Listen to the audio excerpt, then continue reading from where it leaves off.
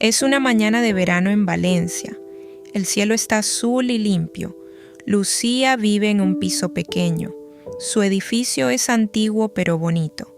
Hoy es su día de colada. Lucía tiene una cesta llena de ropa. La lavadora ha terminado hace 10 minutos. La ropa está limpia y todavía mojada.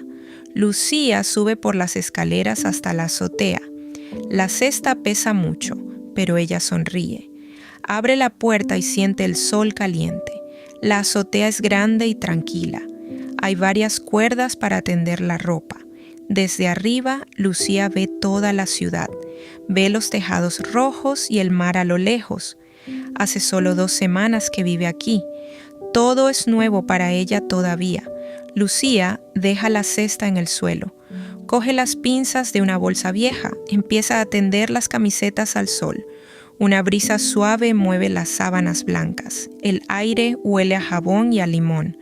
De repente, oye una voz detrás de ella.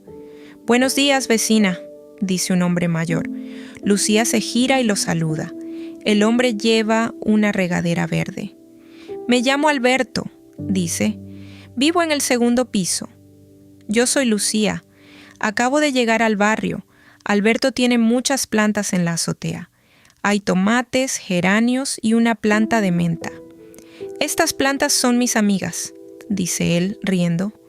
Lucía mira los tomates rojos y grandes. «Son preciosos», dice ella. Alberto riega las plantas despacio.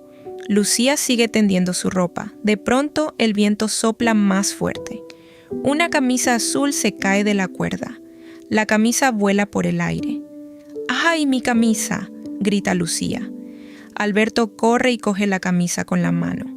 «La tengo», dice él contento. Los dos se ríen juntos. «Gracias, Alberto», dice Lucía. «Eres muy rápido». «El viento aquí es un poco travieso», responde él. Lucía pone más pinzas en cada prenda.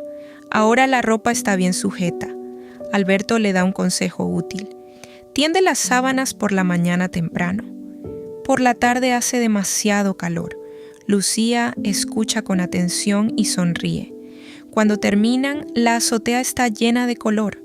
La ropa se mueve suavemente con el viento. Alberto corta unas hojas de menta. «Toma», dice, «para un té frío». «Muchas gracias», dice Lucía feliz. En verano, un té con menta es perfecto. Los dos vecinos hablan un rato más. Alberto le cuenta cosas del barrio.